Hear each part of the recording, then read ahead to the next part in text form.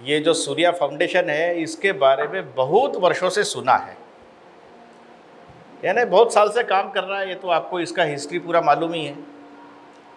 और अभी तक सैकड़ों नहीं हजारों विद्यार्थी यहाँ आकर के ऑलरेडी एक देशभक्ति का, समाज के प्रति निष्ठा का, एक गौरव का भाव लेकर के निकल के गए हैं। ऐसा मैं पूरे देश भर में जहाँ जहाँ आजकल मुझे लोग मिलते हैं तो मालूम पड़ जाता है। दूसरे का कष्ट दिखना सबसे बड़ी बात है, दिख जाए तब तो सॉल्व कर दे व्यक्ति, लेकिन ये तकलीफ में है, ये समझ में आने के लिए बड़ा काम लगता है ना। वो अभ्यास से होता है, वो मनोभावना से होता है, संवेदनाओं से होता है। वो कोई आपको आपकी तकलीफ नहीं भी बता रहा है तो भी उसकी तकलीफ को हमें समझ लेना है, जान लेना है। और वो जानने का काम कानों से नहीं होता, किसी को समझने का काम कान से होता है क्या? काहे से होता है? मनोभाव से, अंतर्मन से होता है। देखने से हो जाता है पहले तो, और बाद में मनोभाव से और अंदर तक उसके लिए जुड़ना पड़ता है, उसके लिए अपनी संवेदनाओं को विकसित करना पड़ता है। आध्यात्म यही है, इसी में से कि आप भिन्नता महसूस ही ना करें। तो ये सब बात जो है, ये हम लोगों को कोई नई सिखाई जाती है ऐसा तो है नहीं, कि दूसरे की सहायता करना, दूसरे का सेवा करना, ये आपको किसी क्लासरूम में पता लगा क्या? स्कूल में पढ़ाया गया क्या? नहीं ना। यदि सूर्या में नहीं आते तो पता नहीं लगता क्या किसी की सेवा करना चाहिए?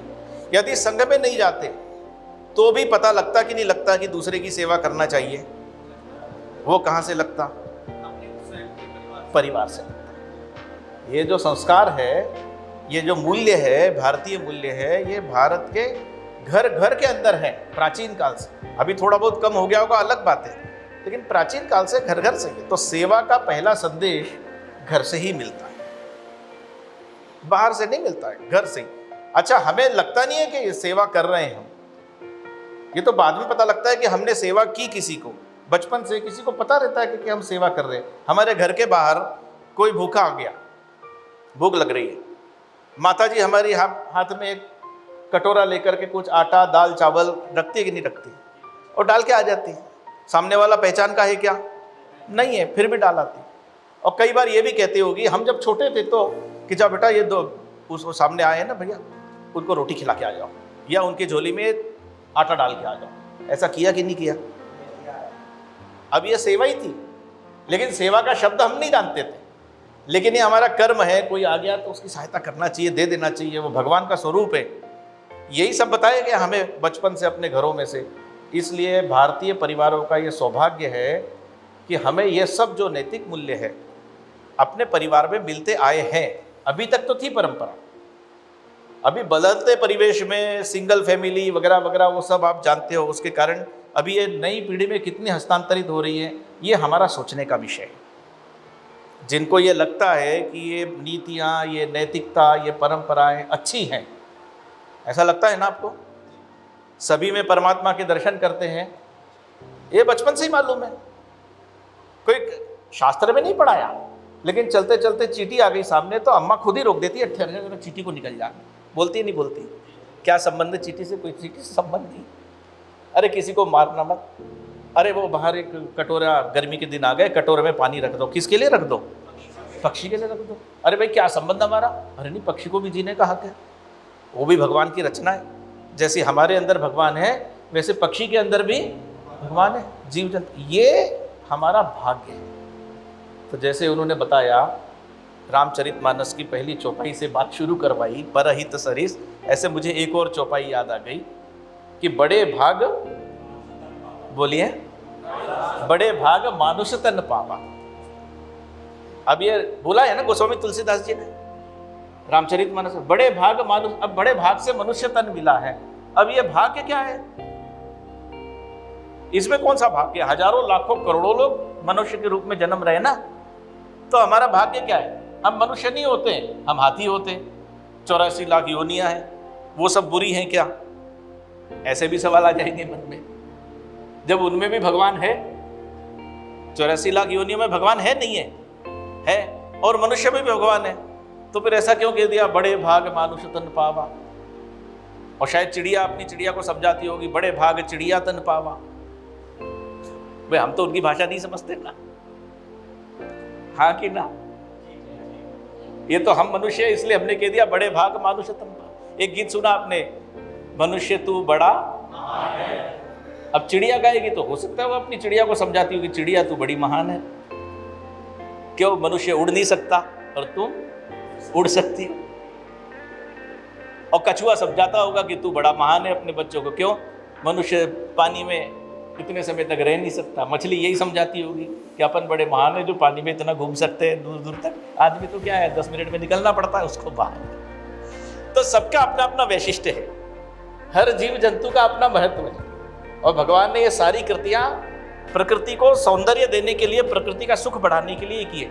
ये केवल और केवल कौन सी संस्कृति मानती है इस बात को? भारत की संस्कृति। इसलिए हम कहते हैं बड़े भाग मानुष तन पावा, नंबर 1 बात है। लेकिन करोड़ों मनुष्यों में भी दूसरा भाग हमारा ये है कि हमें कौन सी धरती पर जन्म मिला? भारत। ये जो नैतिक मूल्य है, ये जो एक ईश्वर को देखने की दृष्टि है, ये जो प्रकृति के साथ एक आत्मीयता अनुभव करने का भाव है, दूसरे की निस्वार्थ सेवा, ये दुनिया में और कहीं दिखता है क्या? कहीं भी नहीं है, कहीं पे भी नहीं है ऐसा दुनिया में। एकात्मता का भाव ऐसा कहीं नहीं दुनिया में। तो दूसरा भाग्य हमारा क्या है? हमें कहाँ जन्म मिला? भारत की भूमि पर धर्म, इस धरती पर हमको जन्म। तो ये दूसरा भाग्य है। और तीसरा भाग्य क्या है? धरती पर तो जन्म हो गया करोड़ों का, अरबों का, लेकिन भारत में जन्म हो गया करोड़ों का। अब इसमें भी एक और बड़ा भाग्य हमारा निकल आया है जी। हाँ आए तो है, लेकिन उस संस्कृति में आए हैं जो इन सब बातों को जानती है। कहीं और होते तो पता नहीं क्या कर रहे होते, अत्याचारी कर रहे होते, हो सकता है। उसमें जीव तो मानते ही नहीं है। उसको तो छोड़ दो, स्त्री में भी जीव नहीं मानते थे, मालूम है ना? अन्य संस्कृतियों में स्त्री को भी कहाँ है, जीव ही नहीं मानते आए, वो तो उपभोग की वस्तु। अब उधर पैदा हो जाते तो तीसरा भाग्य क्या हो गया? पहला तो मनुष्य हो गए, और दूसरा क्या हो गया? हिंदुस्तान में आ गए। तीसरा क्या हो गया? इस संस्कृति के अंदर भगवान ने हमको, लेकिन इस संस्कृति में भी करोड़ों लोग हैं। इससे भी एक बड़ा भाग्य कौन सा हो गया हमारा? हम स्वयं बन गए, हम संघ के साथ जुड़ गए, हम सूर्या के साथ में जुड़ गए, हमें ऐसे संस्थाओं का साथ मिल गया। बुरे तो केवल विधर्मियों में ऐसा तो नहीं है, हिंदू धर्म में जन्म लेने वाले भी कोई सभी धुले हुए तो नहीं है, और क्या क्या नहीं करते वो भी सब आपको पता है। लेकिन अपना एक और परम सौभाग्य हो गया कि हम स्वयंसेवक बन गए, सूर्या जैसी संस्था के साथ में जुड़ गए, तो कुछ कर सकने की हमारी क्षमता, यानी चयन है हमारा। आपका चयन सूर्या ने नहीं किया है, समझ रहे हैं ना? आपका चयन किसने किया है? भगवान ने ही करके भेजा है कि भाई ये सब काम करना है आपको, ईश्वर का काम करना है आपको। संघ की प्रार्थना आप लोग जानते ही हैं, त्वदीयाय बद्धाय त्वदीयाय कार्याय बद्धा कटिन। तो वो त्वदीय यानी तू कौन? ईश्वर। तुम्हारे काम के लिए हमने कमर कसी हुई है, तो वो सारे गुण हमारे अंदर आ जाए। ये इतने परम सौभाग्यशाली होते हुए आप अपने जीवन को, अपने मन को, अपनी बुद्धि को, अपनी भावनाओं को और परिष्कृत कर रहे हो। हजारों लोग होके गए हैं इसी कैंपस में से। हाँ, कोई व्यापार कर रहा होगा, कोई नौकरी कर रहा होगा, कोई देश के काम में ही लगा हुआ है। तो वो जो भी कर रहा है वो देशभक्ति और समाज हित से बाहर होगा क्या? आप सोच सकते हैं क्या यहाँ से निकला हुआ व्यक्ति? नहीं होगा ना। जो भी कर रहा होगा देश के हित में ही कर रहा होगा। ये इस संस्था की सफलता है, इस संस्थान की सफलता है। ठीक है, संघ के अंदर भी आप सब स्वयंसेवक है, उसके अंदर एक सिस्टम के अंदर एक बहुत सारे अपने जीवन को बनाने का भाव और ये सब निर्माण होता है। लेकिन वर्तमान कालखंड के अंदर समाज में रहते हुए सिस्टम के अंदर जाकर के और सिस्टम को में भी वही भाव, अच्छा शुद्धता का भाव प्रकट करने के लिए कुछ स्किल्स लगती हैं। बिना स्किल के नहीं होता, केवल भावना से नहीं होता, स्किल भी लगती है। 10 लोगों से बात कैसे करना है, 4 लोगों को बात कैसे समझाना है, बड़े से चर्चा कैसे करना है, छोटे से करना है, ये आपके पाठ्यक्रम में है क्या? या मुझे नहीं पता। सारे गुण मैं ही अर्जित कर लूँ, ऐसा तो हमने कभी भी नहीं सोचा। उसके भीतर क्या है उसको याद दिलाना है। और तुम जिस जगह पर बैठे हो वहां रह करके बहुत बड़ा परहित सरिस धर्म नहीं भाई कर सकते हो, तो वो कुछ लोगों को करना पड़ता है ना, वो जगाने का काम कुछ को करना पड़ता है। तो ऐसा आप सब लोग यहाँ पर सभी प्रकार से जो आपके ट्रेनर्स हैं, मुझे तो भरोसा है कि उस प्रकार के सारे विषय, ऐसी सारी स्किल्स, बातचीत करने का तौर तरीका, बड़ों से बात करना, छोटों से बात करना, ये सब बातें जो मुझे पुराने निकल करके गए उन्होंने बताया था कि ऐसे सब बातें हमारे सहज स्वभाव में आ जाती है, हमारे पाठ्यक्रम के अंदर है ना ऐसा। कारपोरेट जगत में कैसे बात करना, यही है ना सब विषय। हाँ, तो how to convey our message, हमारा विचार सामने वाले के पास कैसे पहुंचाना, उसको भी उसकी क्षमताओं को याद दिलाना, उसको उसकी पावर याद दिलाना, उसको उसका कर्तव्य स्मरण करा देना, इसके लिए एक कुछ लोगों का समर्पण लगता है। संघ में जैसा चलता है उसी प्रकार से यहाँ पर भी उसी भाव से, समर्पण के भाव से किया जा रहा है। ये बहुत अच्छा लग रहा है। देखिए सर्विस जो है अंग्रेजी में हम लोग जिसे सेवा कहते हैं ना, उसको जहाँ तक मैंने सुना है अंग्रेज या अंग्रेजी में उसको सर्विस कहते हैं, सर्विस सेक्टर है ना।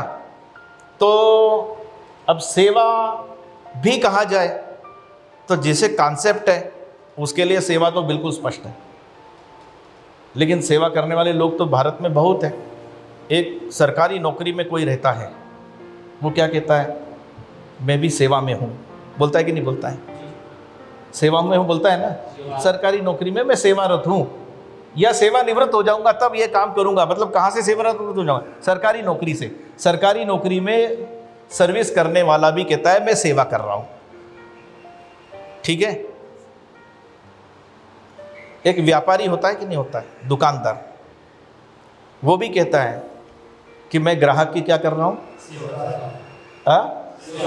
बोलता है कि नहीं बोलता है, ग्राहक मेरा भगवान है और मैं ग्राहक की सेवा करता हूँ, ऐसा बोलते हैं ना। हमारा सेवा सेंटर ऐसा भी लिख देते हैं, ग्राहक सेवा केंद्र ये भी लिख देते हैं, लेकिन बदले में क्या मिलता है उसको, पैसा मिलता है। और सरकार में भी कहता है मैं सरकार में हूँ, सरकारी में नौकरी में हूँ और मैं सेवा कर रहा हूँ, तो बदले में क्या मिलता है, तनख्वाह मिलती है। और ये जो है व्यापारी भी ग्राहक की सेवा तो करता है, लेकिन सेवा के बदले में क्या मिलता है, मुनाफा मिलता है, उसको मिलता है ना, लेकिन बोलता है कि मैं सेवा कर रहा हूँ। और एक और प्रकार है, वो कहते हैं साहब एक बार हमें सेवा का मौका दीजिए 5 साल में, है ना ऐसे भी व्यक्ति जो कहते हैं 5 साल में एक बार मेरे को सेवा का मौका दीजिए, ऐसे भी लोग मिलते हैं। चुनाव लड़ रहे हैं और मैं क्या करूंगा, जनता की सेवा। 5 साल में एक बार सेवा का मौका दीजिए, और आपने नहीं दिया तो सेवा नहीं करेंगे, मौका दिया तो ही सेवा करेंगे। वो भी सच्ची सेवा है क्या, कंडीशनल सेवा है। हाँ, कंडीशनल सेवा है। जब तक आपने मुझे दिया है मौका तब तक मैं सेवा करूंगा, आपने सेवा का मौका ही नहीं दिया, अब आपकी तकलीफ में क्यों सुनूं। ऐसा भी सोचने वाले लोग हैं। क्या इन तीनों प्रकार की सेवा को आप वास्तविक सेवा कहेंगे, क्या नहीं कहेंगे, है ना।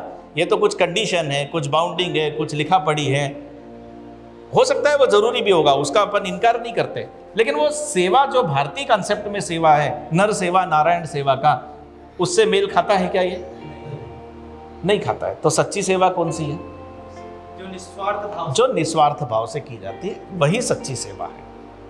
अब सच्ची सेवा का अंग्रेजी में कोई भाषांतर नहीं है, क्योंकि सच्ची सेवा का कॉन्सेप्ट ही वहां पर नहीं है। चैरिटी भी एक बोलते हैं, जैसे दान है, अब दान में भी अंग्रेजी में क्या बोलते हैं उसको, डोनेशन, हाँ डोनेशन बोल देंगे, या चैरिटी टाइप भी कुछ बोलते हैं, ऐसा भी बोलते हैं, लेकिन उसमें भी कहीं ना कहीं नाम की इच्छा रहती है। लेकिन अपने यहाँ पर दान करो तो ये कहा गया है कि इस हाथ से दान करो तो दूसरे हाथ को भी नहीं पता लगना चाहिए कि तुमने दान दिया है, यानी इतनी निस्वार्थ सेवा बोली गई है। इसलिए सेवा जो है कॉन्सेप्ट इतना छोटा नहीं है कि 5 साल के लिए किया जाए, या ग्राहक की सेवा की जाए, या सरकार में रह करके एक बदले में तनख्वाह ली जाए। सेवा है पूर्ण रूप से निस्वार्थ भाव से की गई सेवा, वो सेवा कहलाती है, ठीक है ना। और जो निस्वार्थ भाव से सेवा की जाती है उसी को कहा गया है शास्त्रों में सेवा परमो धर्म, सेवा परमो धर्म, निस्वार्थ भाव से की गई सेवा को ही परम धर्म कहा गया है। बाकी सेवा को अपने साथ टैग कोई भी लगा ले, लगाते हैं, अपने अपनी इच्छा के कारण लोग लगाते हैं, लेकिन हमें ये माइंड सेट पक्का रखना चाहिए, निस्वार्थ भाव से की गई सेवा ही ईश्वर की सच्ची सेवा है। और जो सेवा है, ये सेवा हमारे हृदय को विशाल बनाता है। देखिए, मनुष्य ने जन्म लिया है तो सुखी रहना चाहेंगे कि नहीं चाहेंगे?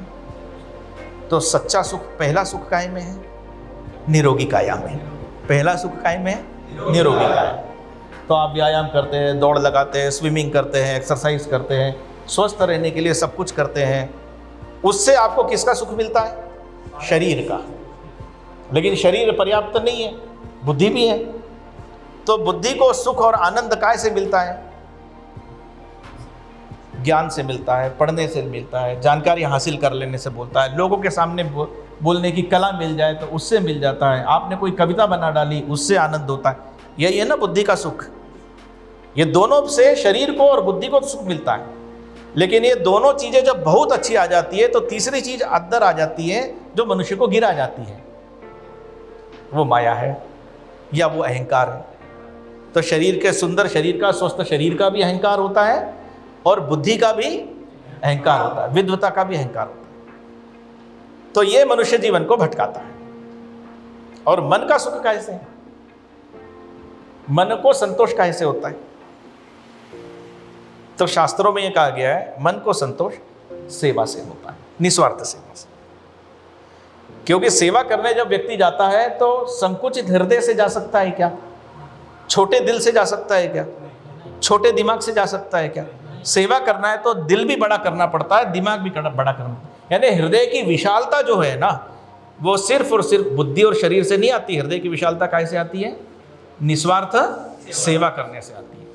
जब ये बुद्धि की और ये हृदय की विशालता होती है तो पक्षी में, सांप में, चींटी में, चूहे में, हाथी में, कुत्ते में हम किसको देखते हैं? ईश्वर को देखते हैं। वो हृदय की विशालता से होता है, बुद्धि से समझने से नहीं होता है। बुद्धि की कहानियां कितनी भी सुन ली, यदि हृदय विशाल नहीं है तो बाजू में यदि दरिद्र बैठा हुआ है, रोगी बैठा हुआ है रेलवे स्टेशन पर, तो 4 बिलास दूर बैठने की कोशिश करते हैं बुद्धिमान लोग भी, देखा होगा। लेकिन हृदय की विशालता है तो उसके कंधे पर हाथ रख के दवाई देने की कोशिश करते हैं। ऐसा ही है ना।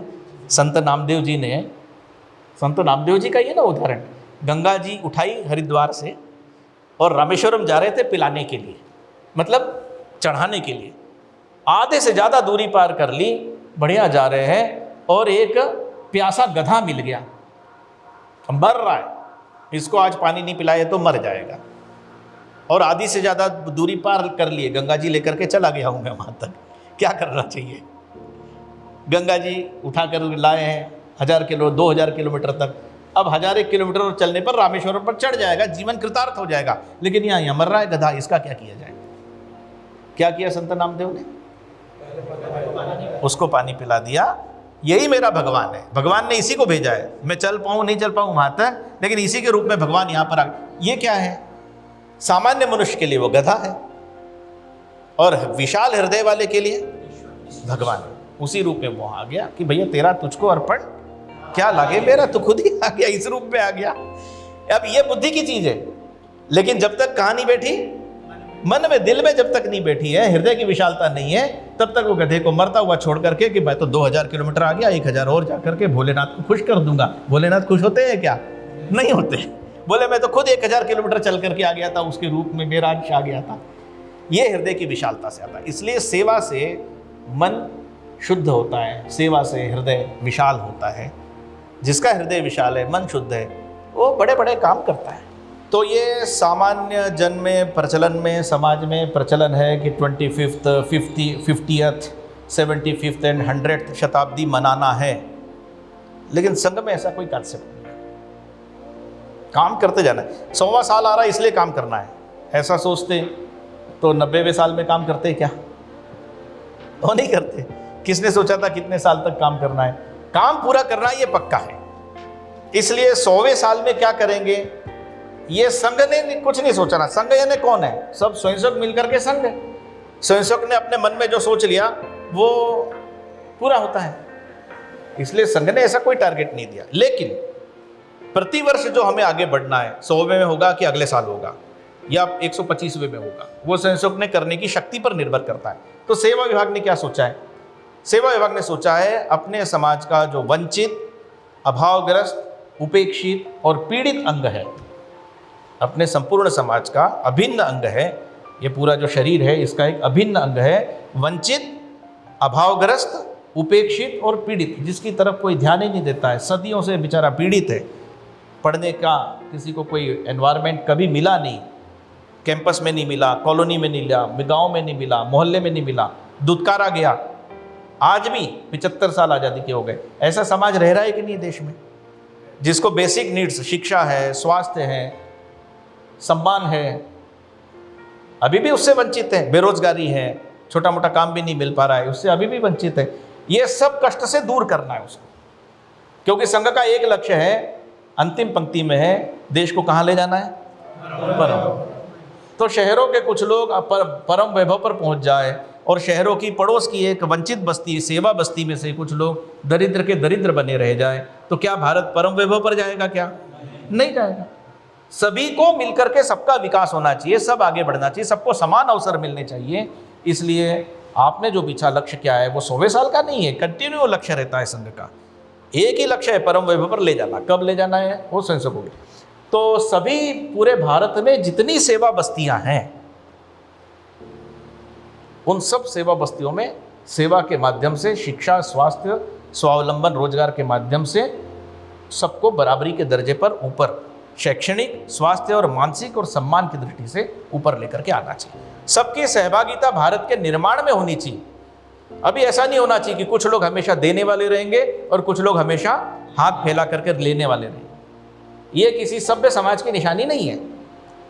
आज लेने वाले की जरूरत है तो देने वाला देगा, लेकिन हमारी सेवा की दिशा ऐसी है कि ये लेते लेते, सीखते सीखते इतना सबल हो जाएगा कि कल से ये भी क्या बन जाएगा, देने वाला बन जाएगा। ये अपना कॉन्सेप्ट है। इसलिए आपने जो पूछा, सभी सेवा बस्तियों में रहने वाले निर्बल, दुर्बल, ऐसे जितने भी लोग होंगे, उनके पास तक सेवा का हाथ पहुंचाना है। एक पौधा लगाया और 4 लोग उसी एक पौधे को हाथ लगा करके खड़े हैं, पौधा बेचारा वहीं रह गया, 4 लोगों के फोटो आ रहे हैं। मैंने तो एक फोटो देखा, स्वयंसेवकों का नहीं था, एक क्लब का था।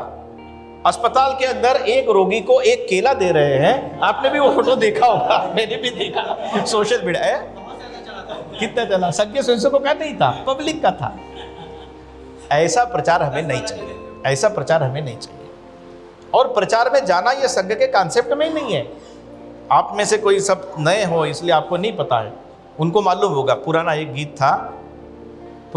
था, वृत्तपत्र में नाम छपेगा, पहनूंगा स्वागत समूहार, छोड़ चले ये क्षुद्र भावना, हिंदू राष्ट्र के तारणहार। यानी किसी का अखबार में नाम या फोटो छप गया, हमें पता है जब हम लोग आपकी उम्र के थे तो वो दिन भर संघ के अधिकारी के सामने नहीं आता था, उसे बड़ा संकोच होता था, मेरा अखबार में नाम छप गया, मेरा अखबार में फोटो छप गया, सब लोग क्या सोचेंगे, बड़ी गलती हो गई मेरे से, बड़ी ग्लानि महसूस करता था। और ये संस्कार है, अभी भी है, शुद्ध स्वयंसेवकों में अभी भी वही संस्कार है, नहीं छापना है, नहीं प्रचार करना है, इसलिए नहीं करना है।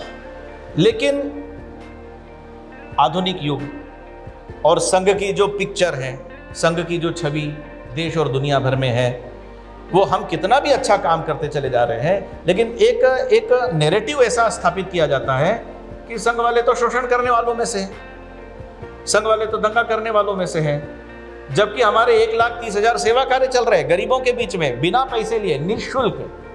ये पब्लिक को पता नहीं है। तो बहुत सारे लोगों को ऐसा लगा, समाज में से भी, मीडिया में से भी लोगों ने कहा, नहीं भाई, आप ज़बरदस्ती भले ही कुछ प्रचार मत करिए, लेकिन लोगों के सामने ठीक फेस तो आपका पहुंचना चाहिए ना। जो कुछ नहीं करते उनका इतना छपता है, आप इतना कर रहे हो, कुछ न कुछ जाना चाहिए। तो फिर बहुत सोच विचार करके संघ में एक विभाग आ गया, उसका नाम क्या है, प्रचार विभाग। तो प्रचार विभाग का मतलब व्यक्ति का प्रचार नहीं है, उसमें कार्य का प्रचार है, वो भी सीमित दायरे के अंदर। ऐसे कार्य का प्रचार जिससे अन्यों को भी प्रेरणा मिले, केवल उतने ही कार्य का प्रचार आजकल सोशल मीडिया में कभी कभी किसी स्थान पर देना पड़ता है। बहुत सारे हम तो सोचते हैं हम अपनी संघ की दुनिया में रहेंगे ना तो हमें पता नहीं लगेगा। करोड़ों लोग संघ की दुनिया के बाहर हैं, युवा लोग, जिनके मन मस्तिष्क पर लगातार संघ के खिलाफ ही सारा का सारा विश्व बन जा रहा है।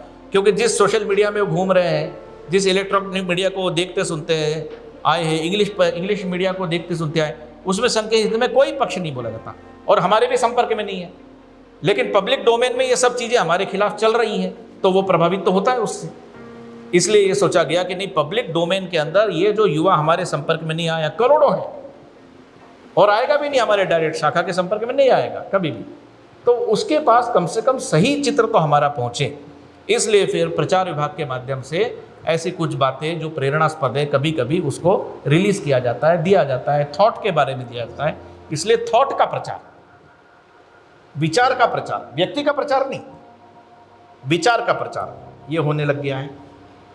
और लोग पूछते हैं आप क्या करते हैं? अभी आपको मैंने बताया 1,30,000 सेवा कार्य है। आप तो सब संख्या लोग हैं, इसलिए पता होगा आपको इतने। बहुत इंस्पिरेशनल स्टोरीज है, बहुत प्रेरणादायक स्टोरीज। हमारे जैसे सामान्य स्वयंसेवकों ने कैसे काम करके पूरी कम्युनिटी चेंज की है। वो MBA नहीं है, वो BBA नहीं है, उसने MSW नहीं किया, कुछ नहीं किया उसने, लेकिन अपने पड़ोस में एक पूरी कम्युनिटी चेंज कर दी। बच्चे, उस आयु वर्ग के सब बच्चे पढ़ने लिखने में आगे निकल गए, उस मोहल्ले में से बुराइयां सब दूर भाग गई। हमें लगता है बड़ा सहज है क्योंकि हम तो सहजता से करते हैं, लेकिन पब्लिक डोमेन में इसका बड़ा महत्व है। और इतना बड़ा चेंज किया आपने, किसी को पता ही नहीं है। इसलिए ऐसी कुछ सक्सेस स्टोरीज की भी धीरे धीरे योजना की गई कि लोगों के पास तक जाना चाहिए। ठीक है, तो अपने प्रचार के लिए नहीं है, वो प्रेरणा के लिए। स्टोरीज किसके लिए है? प्रेरणा के लिए ऐसी स्टोरीज है। तो इसलिए वो एक हाथ को नहीं पता लगना चाहिए दान क्या दिया है, वो दान देने का है। सर्विस क्या की है वो तो लोगों को दिखती है, लेकिन मैंने 1 करोड़ रुपए यदि दिया है या 1 लाख रुपए संघ में गुरुदक्षिणा देते हैं, किसी को पता है क्या? वो यहाँ नहीं बैठता है, उधर ही बैठता है। कभी कभी 1 लाख गुरुदक्षिणा देने वाला वहाँ चप्पलें लाइन पे लगवाता है, भाई चप्पलें ठीक गड़बड़ हो गई, जरा ठीक से लगाता हूँ। उनको किसी को पता ही नहीं कि वो 1 लाख रुपए गुरुदक्षिणा दे करके बैठा हुआ है वहाँ चप्पलें ठीक से लगाने के लिए। ये संघ का संस्कार है। ऐसा सेवा गाथा नाम का अपना संघ का एक सेवा विभाग का वेबसाइट है, उसमें ऐसी सब सक्सेस स्टोरीज है। सामान्य स्वयंसेवकों ने एकदम सामान्य अपने अड़ोस पड़ोस में कैसे बदलाव कर दिया, उसकी 80-90 स्टोरीज है। पूरी दुनिया में जा रही है वो स्टोरी। उसके कारण से संघ के बारे में, संघ के इतने सुंदर विचार के बारे में लोगों की जानने की जिज्ञासाएं बढ़ी है। ज्वाइन RSS की संख्या बढ़ गई कि हमें भी साहब इतना अच्छा काम कर रहे तो जोड़िए, हम भी कुछ सेवा करना चाहते हैं, चलो हमें बताओ कहाँ करना है। देश में सेवा करने की मानसिकता रखने वाले लोग बहुत हैं, लेकिन किसकी सेवा करें और किसके साथ करें, क्योंकि धोखा देने वाले लोग भी बहुत हैं। संघ का एक प्लेटफॉर्म ऐसा है जो भरोसेमंद उनको लगता है। इसलिए सेवा गाथा स्टोरीज वो जितनी हम लोग शेयर करते हैं उतना लोगों को पता लगता है। ऐसा थोड़ा बहुत विचार का प्रचार करने के लिए रखा है। जो लोग वहाँ विदेशों में रहते हैं, संघ की विचारधारा से ओतप्रोत हैं, उन लोगों ने मिलकर के उधर सेवा इंटरनेशनल USA, सेवा इंटरनेशनल और UK ऐसे बनाए हुए उन्होंने वहाँ काम करने के लिए, क्योंकि RSS के नाम से तो वहाँ काम हो ही नहीं सकता, करते भी नहीं और ज़रूरत भी नहीं है। RSS केवल हिंदुस्तान में काम करेगा बस। राष्ट्रीय स्वयंसेवक संघ केवल भारत के अंदर काम करता है, क्योंकि राष्ट्रीय है, और राष्ट्र हमारा कौन सा है? हिंदुस्तान है, भारत है, उसमें काम करना है, ये पक्का है। लेकिन ये जो थॉट है, ये जो विचार है मनुष्यता को बचाने का, नैतिकता का, ये केवल भारत में रहना चाहिए, दुनिया में जाना चाहिए, दुनिया में जाना चाहिए। पहले भी हमने कहा है कृणवंतो विश्वमार्यम, तो किसी को जीतेंगे नहीं, लेकिन अच्छा विचार तो जा सकता है, सब जगह स्प्रेड हो सकता है। तो हमने कोई व्यवस्था नहीं की है, लेकिन उधर जो लोग रहते हैं, यहाँ से गए होंगे, आप में से कोई गए होंगे, उनको लगा ये अच्छा जो मनुष्यता का पार्ट है ये तो यहाँ पर भी आना चाहिए, इसलिए यहाँ पर भी कुछ लोगों ने मिलना चाहिए, लोगों की सेवा करनी चाहिए। तो उन्होंने ऐसा वहाँ पर एक संगठन बनाया। यहाँ पर जैसे सेवा भारती है, ऐसे उन्होंने वहाँ सेवा इंटरनेशनल बनाया। वो वहाँ के लोगों की भी सेवा करते हैं, ऐसा नहीं है कि वहाँ होते हुए हिंदुस्तान के लोगों की सेवा करते हैं। अभी इंग्लैंड में अन्य स्थानों पर जहाँ पर बाढ़ आ गई, और वहाँ पर भी वहाँ के स्वयंसेवकों ने सेवा इंटरनेशनल के माध्यम से वहाँ पर काम किया। हाँ, कुछ लोग सेवा इंटरनेशनल एक यहाँ पर भी बनाया है, जो चाहते हैं कि हम यहाँ पर भी कुछ आकर के सेवा करें, वहाँ से जो कुछ हम करते हैं तो वो फिर यहाँ के सेवा इंटरनेशनल के साथ काम करते हैं। लेकिन कुल मिलाकर के करना मनुष्यता की सेवा है। वंचित, अभावग्रस्त, उपेक्षित और पीड़ित, 4 प्रकार का जो है उनकी सेवा करना है। नाम कुछ भी, कोई आपदा कहकर तो आती नहीं है, कहाँ आएगी, कैसे आएगी। तो आपदा में साधन जितने काम करते हैं उससे ज़्यादा मनुष्य का मन काम करता है। इसलिए संघ का काम सिर्फ व्यक्ति निर्माण करने का है। व्यक्ति यदि निर्माण कर हो गया तो वो साधन भी जुटा लेता है ना। लेकिन अब जिस तरह की आपदाएं हैं उसमें केवल व्यक्ति का मन तो अच्छा है, लेकिन साधन नहीं है, उसकी एक स्पेशल स्किल लगती है, ट्रेनिंग लगती है। आग लग गई तो कैसे बुझाना, वहाँ कहीं संचलन करते हुए तो नहीं बुझा सकते उसको, उसके लिए तो कोई स्किल चाहिए, कोई साधन चाहिए। कोई ऊपर फंस गया है, उसको निकाल करके लाना है, तो दंड प्रहार से तो नहीं निकलेगा, उसके लिए तो रस्सी कैसी गांठ लगाना, क्या करना, ये सब बातें भी आती हैं। इसलिए अब ये अपने पाठ्यक्रम में आ गया है धीरे धीरे। पहला पाठ्यक्रम तो ये है कि मनुष्य का मन बनना चाहिए कि मेरे को किसी की सहायता करना है तो अपने आप को झोंक देना है। झोंकने का मन नहीं है तो साधन रखे रह जाते हैं, पूरा होने के बाद पहुंचते हैं घंटी बजाते हुए फायर ब्रिगेड। ये भी होता है कई बार, सब काम होने के बाद पहुंच जाती है दुर्भाग्य से। लेकिन मन बनाना ये सबसे मुख्य बात है। परंतु अब ये डिज़ास्टर इतना जो आ रहा है सभी जगह पर, तो उसके लिए ट्रेनिंग के प्रोग्राम पाठ्यक्रम के अंदर, संघ के शिक्षा वर्ग के पाठ्यक्रम के अंदर भी आ गए हैं। कम से कम किसी को बांध करके निकालना है तो कैसी गांठ लगाना है, अचानक किसी को धक्का लग गया है तो कैसे उसको श्वास देना है ना, कोई चोट लग गई है तो स्ट्रेचर कैसे बनाना है। ये सब चीज़ें भी जो एक आपदा में लगती हैं वो धीरे धीरे सिखाई जा रही है। इनको कहते हैं स्किल्स। ये स्किल्स से होने से आपके काम करने की गति दुगनी हो जाती है और हड़बड़ाहट नहीं होती है। तुरंत कार्य का विभाजन तो संस्थापक लोग जानते ही हैं, कार्य विभाजन कर लिया, लेकिन स्किल एक लगती है। स्ट्रेचर, चादर पड़ी हुई है, स्ट्रेचर 2-4 डंडे पड़े हुए हैं, स्ट्रेचर कैसे बनाना है। अभी सामने वाले को कंधे में लाद के तो नहीं ले जा सकते स्ट्रेचर पे। ऐसे कुछ चीज़ों के लिए पाठ्यक्रम बना है, काम भी चल रहा है। उसके लिए कोई संस्था बनाने की आवश्यकता नहीं है। पूरे देश भर में जो हमारी सेवा संस्थाएं हैं अपनी, वो उन सब कामों को करती हैं। सरकार ने भी एक बहुत बड़ा डिजास्टर मैनेजमेंट, एक कुछ नाम है ना उसका, वो बनाया है। उसके साथ में भी अपन मिलकर के काम कर रहे हैं। ऐसे ट्रेनिंग के लिए उन्होंने भी कहा हर जिले में हम ट्रेनिंग देंगे, आप ट्रेनर्स को भेज दीजिए।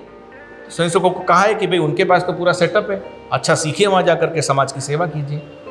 इसलिए कोई अलग संस्था नहीं बनाई है जो उत्कल विपन्न सहायता है। अभी जब मान लो बाढ़ नहीं है तो क्या करेंगे, बाढ़ नहीं है तो जनरल पब्लिक की सेवा करते रहेंगे, नर सेवा नारायण सेवा, वंचित अभावग्रस्त को पढ़ाते रहेंगे।